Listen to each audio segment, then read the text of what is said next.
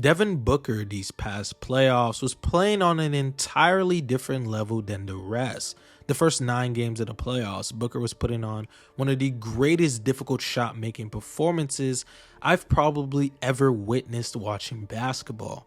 But unfortunately, despite such heroic performances by Booker, they inevitably lost to the Nuggets in 6.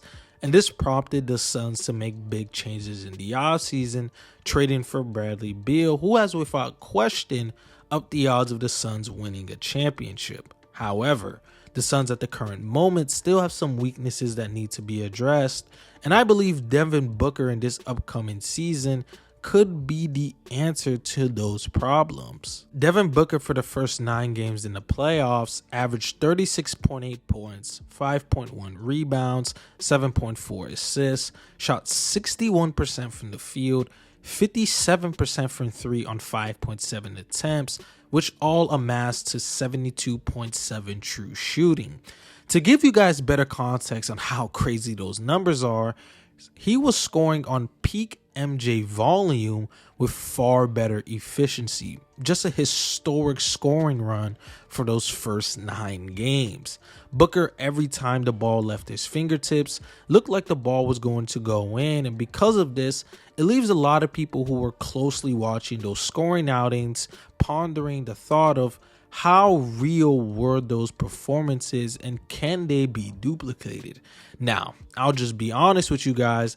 I do not think it's something we will probably ever be seen done again, let alone by Devin Booker.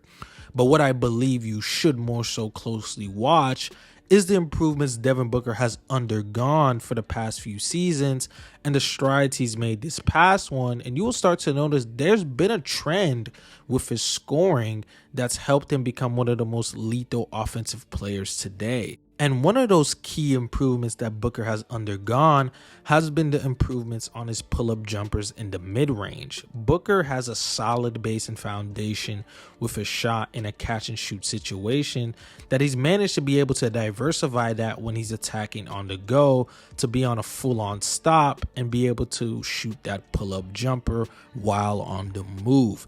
He has a pretty elevated release point, so once he starts attacking and looking for a spot inside the arc, even with you being draped all over him, if you don't beat him to that spot quick enough or don't have the length, for Booker, it's basically an open shot.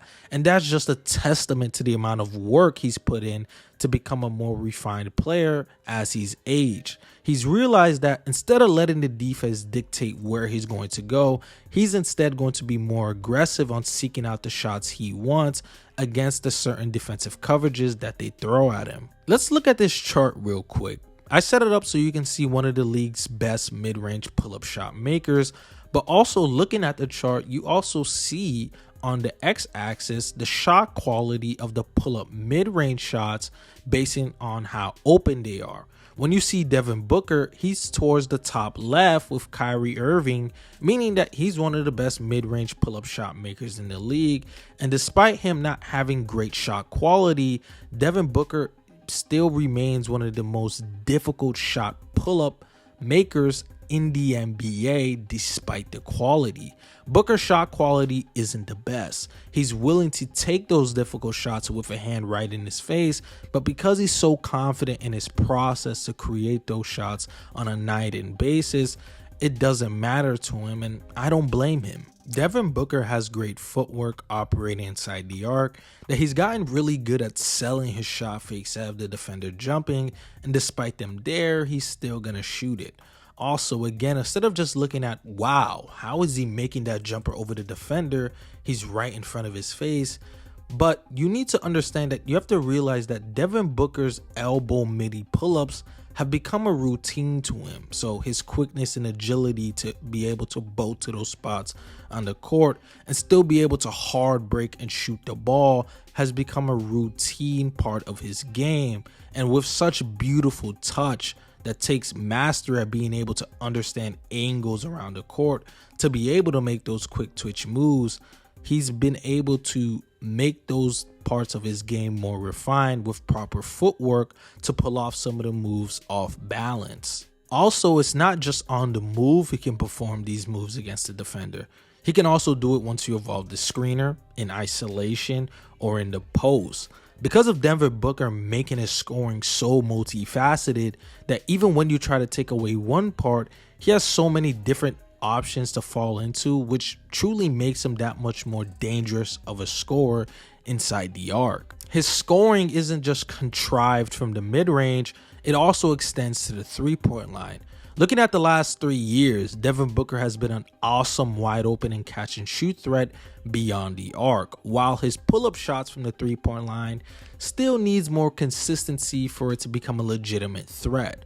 However, the numbers don't stop Booker for leading into the off-dribble threes, which he will fall into once he starts getting into a rhythm, and if he's having a good night on those threes, good luck trying to slow him down. And his off-ball scoring game is really good, mainly because of how he can blend his catch and shoot opportunities with his pull-up ones so seamlessly. When Devin Booker's curling off-ball actions, he can quickly square himself to the rim and have a great transfer of energy with his shot that even when quickly bouncing on the move, he can make the necessary changes fast enough to shoot the open shots. And the Phoenix Suns are one of the NBA teams that heavily uses off-ball screens to help out their perimeter creators. And because of Devin Booker being such a prolific off-ball scorer, added in Beal already and KD, who's been on the team, will greatly help out Booker in this regard to be able to get him better looks off-ball. On this newly fashioned Suns team, Booker is most likely going to play the point guard position, so his passing and playmaking is going to need to be as tip-top as it's been this past year. Thankfully, since 2021, I can say I've seen Booker ascend as a passer for every going season.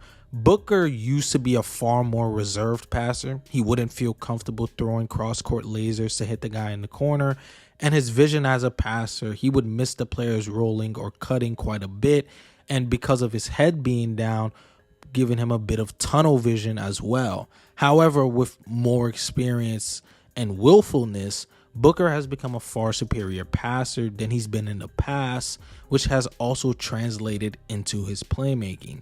Now I see Booker making those cross-court lasers with a live dribble, going right or left with added defensive pressure.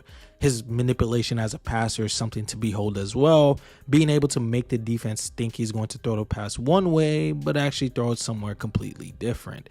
And that's because of how potent of a scorer he's become, that he's gaining more gravity as a scorer to be able to pull in that defensive attention closer to him, to give him that option as leverage to find the open angles in the defense to make those passes to his teammates in advantageous situations. Booker has truly become one of the league's best offensive players.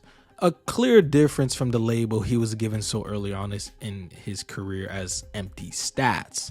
Booker has managed to package such a hybrid scoring bag with good playmaking to make him such a lethal offensive weapon. And with the addition of Beal and other acquisitions they've made in the offseason, the Suns will once again be put under the microscope on if they have what it takes to win a championship.